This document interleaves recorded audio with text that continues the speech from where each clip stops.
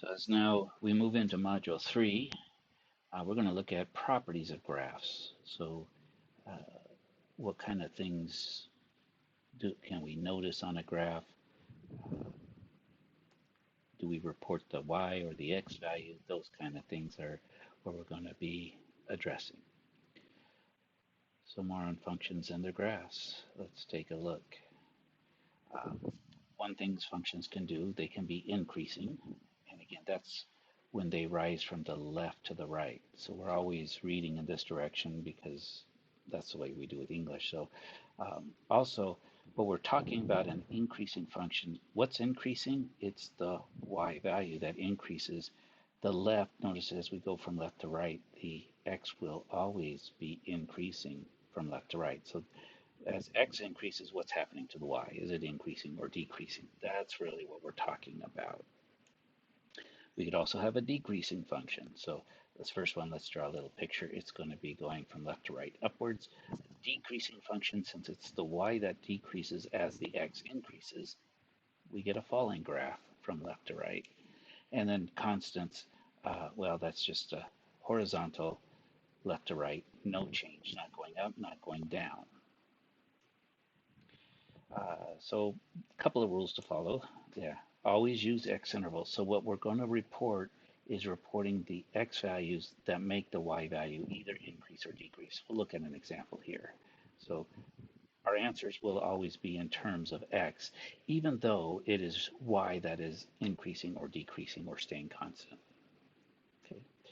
We're going to use open intervals, and we'll see that the reason for that is because the endpoints are neither increasing or decreasing. Of course, we could talk about it all day, but it'll make a lot more sense when we see an example. So we're going to keep moving forward. And then always look at the graph from left to right, because again, in this situation, x is always increasing, going from left to right. Now, some of us are ambidextrous. We can both use our left and our right hand. We can think forward and backwards, and that is great. However, in looking at graphs, that can cause some potential problems. In fact, because we do at times look at the graph from right to left, we look at it backwards, and so if we're looking at it backwards, what was increasing is now decreasing, and so forth. Um, so let's just look at an example here. We've got this graph. Uh, if we follow along with this, going from left to right, let's go with some green. We see that the y's are increasing from here. And then again, the reason we use open intervals is at this point, the sort of turning point where it goes from increasing and changes to decreasing. This point at the top is neither increasing nor decreasing. It's the top. It's the top of a mountain. Again, then so we got decreasing, and then the same thing with this point here. It's the bottom of a valley, so it's neither increasing or decreasing. This little segment's increasing, this little segment's decreasing, this little segment's increasing. And again, when I say increasing or decreasing, we're talking about the y values are increasing or decreasing. The x, as we're reading this, the x is always increasing because we're moving from left to right. And as we talk about using x intervals to report our place, we would list this as increasing.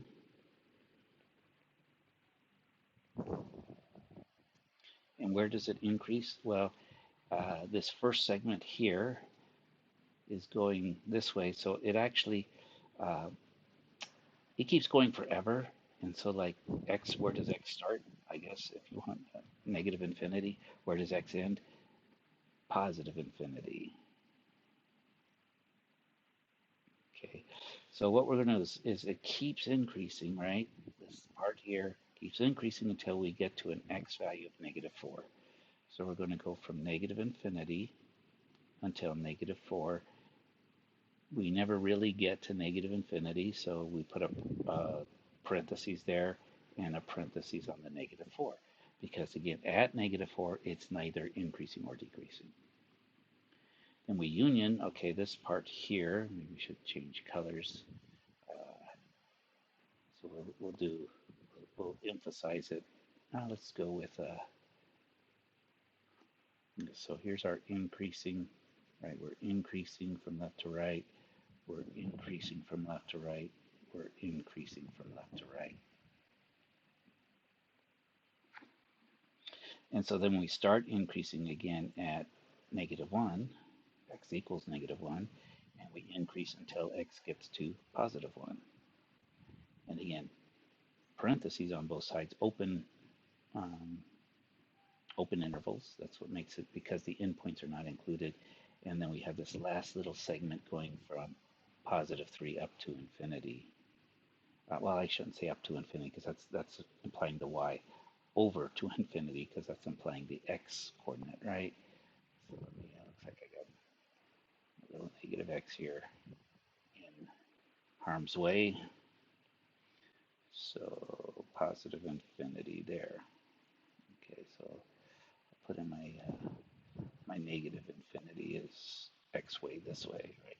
Okay, and then we can list as decreasing.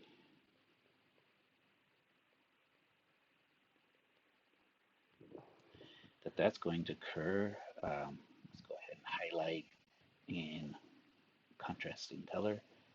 See if this will work. Yeah, there we go. So there's a decreasing part. There's a decreasing part. Just two decreasing parts. And we can list that as starting at -4. So you'll see the endpoints here. You can kind of see it's going to be -4 to -1. Not always. I guess there could have gone constant in there, but on this particular one, that's a lot of times what's going to happen. So we go from -4 to -1. We're decreasing. You just kind of see the holes that were left by the increasing parts are all decreasing parts. Then we union. We're going to go from 1 to 3, which is from here to here. That's a decreasing part. So from +1 to 3, and then we're done decreasing. There's the rest of the graph is increasing. And then if we talk about constant, we could just list that as none. There's none, no part of the graph is constant. Okay, so that's one thing it's looking for: increasing, decreasing, constant. And in calculus, as we move forward, that's where really what calculus is about, is rates of change. And so it's not about where we are, it's about where we're going. And so we're looking for where are the areas where our profits, for say, are increasing. We want to build our business. If our profits start decreasing, maybe we want to slow down or change something. And if things are remaining constant, then maybe we're okay. Maybe we want to make some changes. Okay. So that's the idea behind this. The other thing we want to realize is we were talking about those places, turning points, where the graph moves from increasing to decreasing or decreasing to increasing. So these things called turning points. Notice each of those places where it changes direction, it will form either a maximum or maxima, we say in Latin, or a minima or minimum, as we say in English. And we call those extreme points. Now, the type we're going to talk about are primarily relative, as we talk about relative, maximum, minimum. And what we're going to see is that there are two relative maximums, one here and one here. And you're going to say, wait, one maximum is more maximum than the other. And that's all it means is, yes, they are both maximum for their area, for their neighborhood, in their region. So this one at -4 is the big kahuna for its area, and this one at 1 is the big kahuna for its area. Notice neither one is an absolute maximum, because this graph is going to go up till infinity, so there really is no relative, or no absolute maximum, or we could say the absolute maximum is going to be positive infinity, because it just doesn't stop going up. So extreme points, we're going to list. Now watch how we do this. We actually do list both the x and the y values, but what we're going to say is we have a relative max at.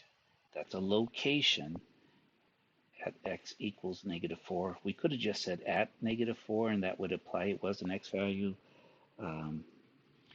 at -4 with a value, or just valued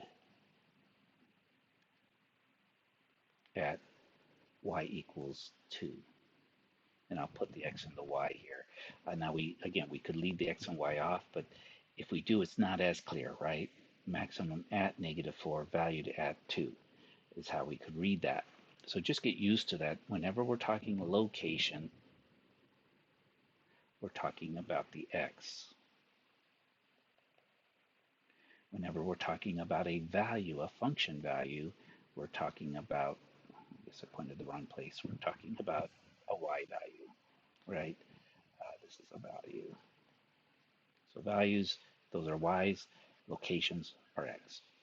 And then again, we've got a relative max at x equals 1, and we can just say it's valued at y equals 0 in this case, because, you could also, I suppose, list them as points, right? So this is -4, 2, and this one here is 1, 0. So 2 maximum points. For the minimum points, we do the same thing. They are relative minimums, and the first one coming from the left will occur here at -1, and let me just do it this way, at -1, valued at -2. Okay, so just kind of give you some mix-up that the -1 is an x, the -2 is a y. And then there's also the relative minimum at +3, valued at -1. So x and y values. So notice we use that same graph again, and then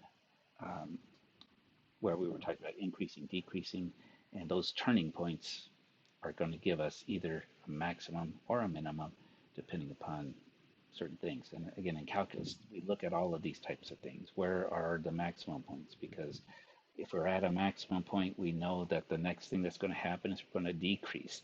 If we're at a minimum point, we know that we're changing from decreasing to increasing. And again, those are either good or bad things, depending upon what we're talking about. If we're talking about maybe profits of our company, increasing is good, decreasing is bad.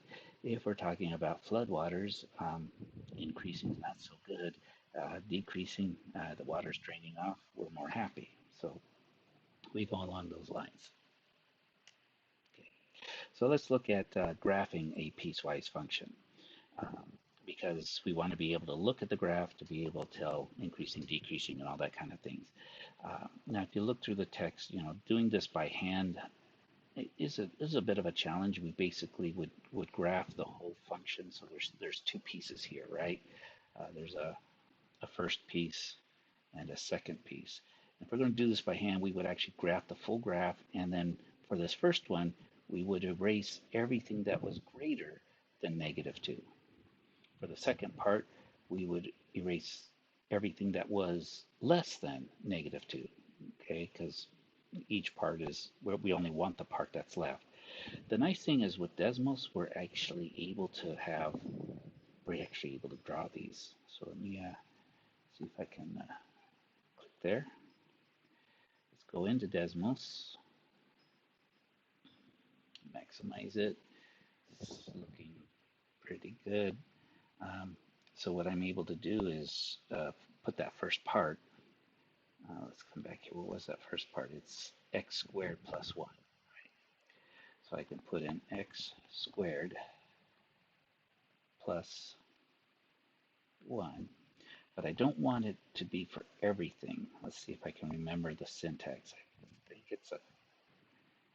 think it's a comma and then a bracket. Let's see if I can get the brackets. I use my own, okay, there's a bracket. And then we want x to be less than -2. So I come back here and I say x less than, I think I can use this one, -2. Let's see if that works. Then it gives me the, I think I can, let's go back here, use the other bracket. I think I have to shift. Yeah, there we go. And let's see what it's drawn. I think the problem is that it's not this. Oh, actually, don't even need anything. Okay, so no comma. I think you can use a semicolon, but anyway, this is the half, and then from -2 we've got x squared. Now notice if I were to take that off, it would draw the rest of the parabola. What we notice though is it's not drawing. Let's see if I can set myself up here. I think I can actually draw on this.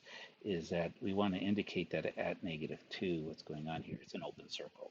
Um, I think there's a way if we want to. In fact, let's go ahead and take a look at that. There's a way for us to go ahead and put that in there.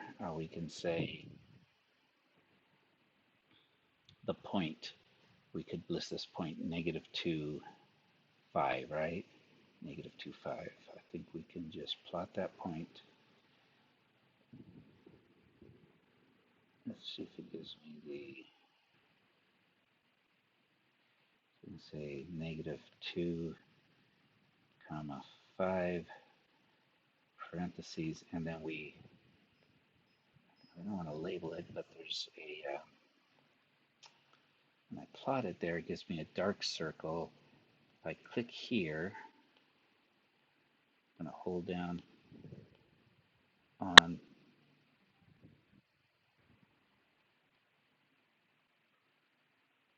this part here.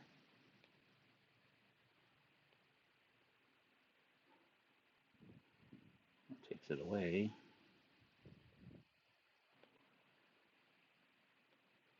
Well, anyway, there's a choice here. Sometimes the tablet works differently than the computer itself. Um, there's a choice to make it an open circle. So we could do that. Give that one a try. I label it.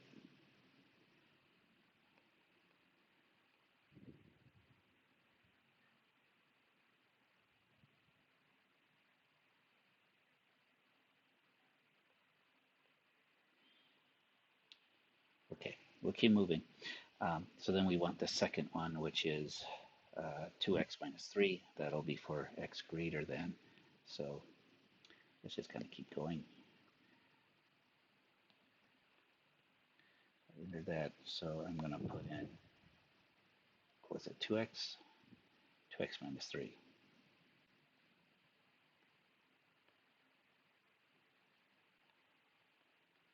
We have that. And again, all we need here is our brackets. So we'll put in a bracket. This time we want x to be greater than or equal to -2. And there we see our line going. I guess to make it nice, we'll finish our bracket, this shift and that. Okay, so that seems to be working just fine. Yeah,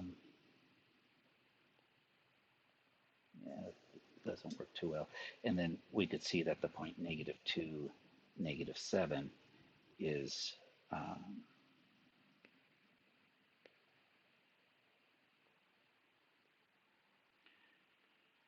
so we could put that in here, -2, comma, -7.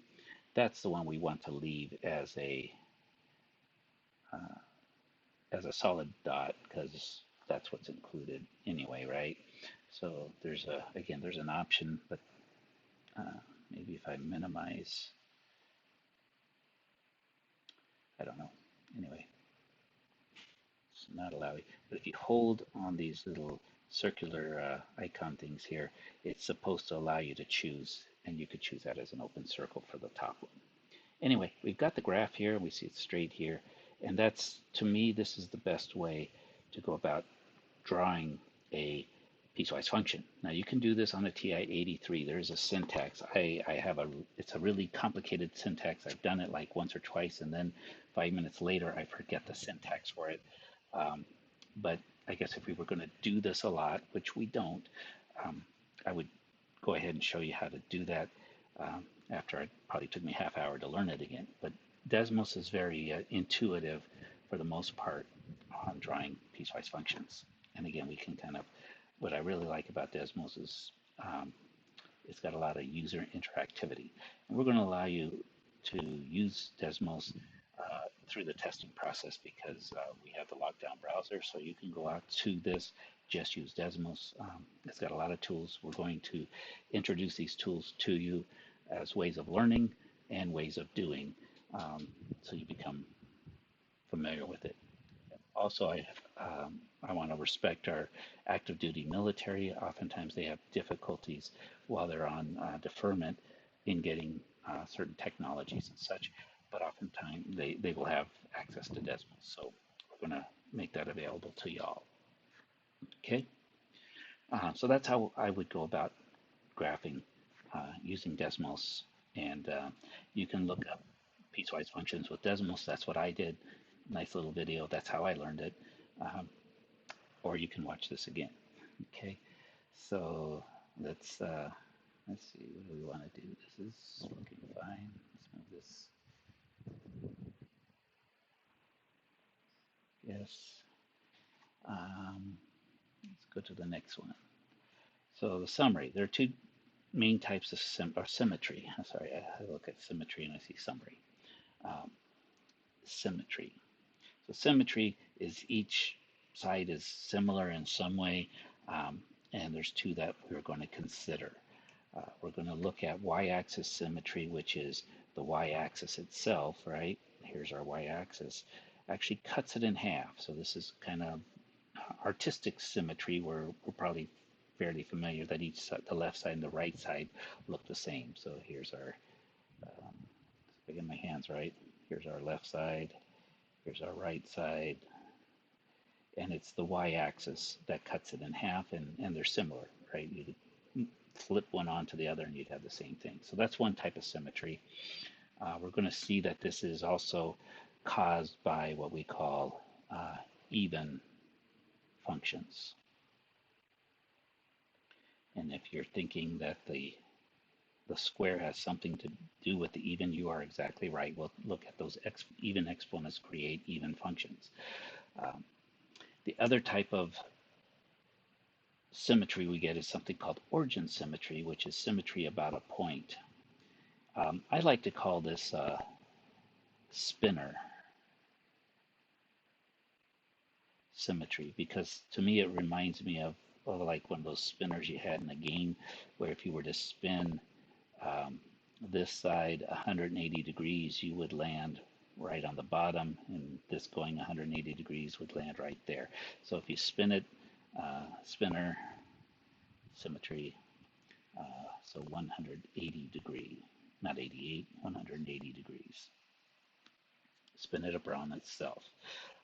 And as you can see, the exponent is an odd exponent in this case. 3 is odd. So we're going to see this is tied to having what we call to being an odd function. Not odd because it's strange, but odd because it's not even. I guess that's how they define odd. It's even and odd, right? 2, 4, 6, 8, those are even numbers. All the odd numbers. In mathematics, we see those play some interesting roles. If something's even, it's got a certain look to it. If something's odd, it's got another look to it. And artistic differences as well. Okay. So let's take a look at this more deeply. Even and odd functions, we've kind of defined them, but let's see some properties that come up. So an even function, again, will have an even exponent, and it will have symmetry about the y-axis. So the y-axis cuts the graph in half, and it's doing that. One of the features we see is that when x is negative and positive, the output value is always the same. So it doesn't matter whether we say f of -1, we get 1. F of +1, we also get 1. So what we see is with even functions that the input of the negative value of x is going to be equal to the same input, or well, the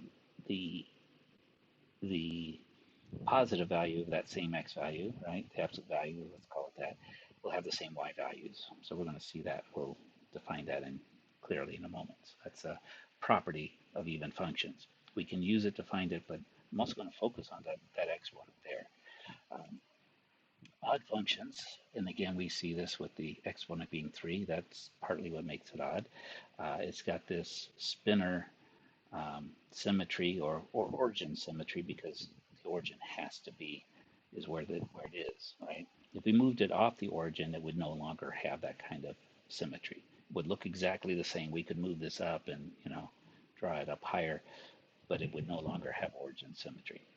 But what we do know, or hopefully we can spot, is because uh, we sort of get this thing happening that what creates a symmetry is that a particular x value, when you have the negative x value, its y output value is the opposite of the output for the other function. So we notice that f of 1 equals positive 1, f of negative 1, oops, I guess it should be this way, um, equals what? Negative 1. So what we see is that um, well, we're going to define this. It's a little harder to see, but basically, if we do know the value for a positive x value, we know its output. We know that if we take the negative of that, the other side, it's going to be the opposite. So let's just kind of look at that up here. So this even function thing um, is a little bit easier to understand. This one is kind of confusing, but it just tells us whenever, if you take the opposite of x, you get the opposite of y, right? So take the opposite of x, which negative 1, you get the opposite of y as well. Okay, so that says, think of those negative signs as being opposites. Okay, so those are one way, and the book will really focus on that. But I'm going to show you that if this is not real clear, which it takes a little while for it to become clearer, but I still will focus on the exponents, and we'll still be able to identify whether a function is even or odd, which is basically what we're going to be having you do. So here's some examples. Is this function even or odd? Or could be neither. So I didn't talk about that. We'll only get even function if all the exponents are even. So again, we could look at this in 3 different ways actually. We could look at its graph. So if we would go and graph it, and I'll ask you to go ahead and do that, but I'll just do a quick sketch of it. It would be a parabola multiplied by 5, and plus 3 will raise it up. So it's going to be something that looks like this, where the bottom's at 3. It still has y-axis symmetry, so yes, it is even, because if we didn't add that 3, we would be down here. See, it moves it up. Uh, what it gets us thinking is, what would be the exponent on the 3, or for the variable on the 3? Well, I don't see any variable there. One thing you have to remember is that whenever you take any number and you raise it to the 0 power, you get 1. So 3 times 1 is 3. So another way of writing 1 would be, with a variable, is x to the 0 power. X to the 0 power actually is equal to 1. In every case except if x were 0. 0 to the 0 is a one case we don't talk about because it has problems, but let's not let one little problem spoil us, okay? So we can think of this as x to the 0 power. It's now all the exponents are even, okay? So we're good with that. We're happy with that. This is even. Let's take a look at the next example. And what we see is we're asked if this is even, odd, or neither. Well, we see an odd exponent here. Oh, this is an invisible exponent. Hopefully you remember that the invisible exponent on the x is x to the first power. 1 is a odd, so far we've got 2 odds. But what's going to happen with this 2? Well, from our last discussion, that's 2x to the 0 power. That's an even. So we got odd, odd, even. This I'm going to propose has neither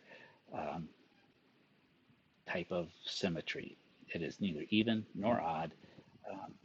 And you could also use that the definition. If you look in the notes, it is done that way. If you look in the Alex explanations, they will use. Let's see. Let me go back. They will use this little box up here. Okay. Um, Let me do this. So let's see what's going to be the easiest way for me to, if I back up enough, I get to my Desmos calculator again. Using this tablet is, although, okay, it's going to work. What I want to do is come back here.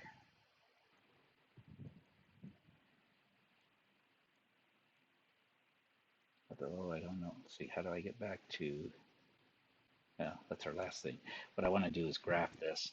Um, and so I think I can do that by just kind of getting out of here. Let's go to Desmos. 5x to the fifth minus 6x plus 2. So do a clear one. X, and I'll do a to the b. So I use that one to put the fifth if I'm not doing the other one.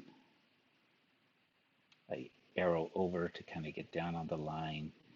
And then what did we have? We have minus 6x, minus 6x, and I think it was plus 2. Let's make sure. And we see that, yes, indeed, our center point here is not on the origin, so it cannot, if it still sort of looks like it would spin, it would have maybe y equals 2 symmetry, but we don't talk about it. It does not have origin symmetry. Okay, so because of moving it up. And that what did that was that 2 right there. So we've reached the end of Module 3, the direct instruction part anyway. What's left for you to do, the tasks you want to complete the learning activities in Module 3, working through the assigned problems. As you have any difficulties in understanding, remember our resources of online tutoring, instructor office hours, as well as working with peers through the discussion forums that are available in the learning management system. So hope all is well. Keep making good progress and take care.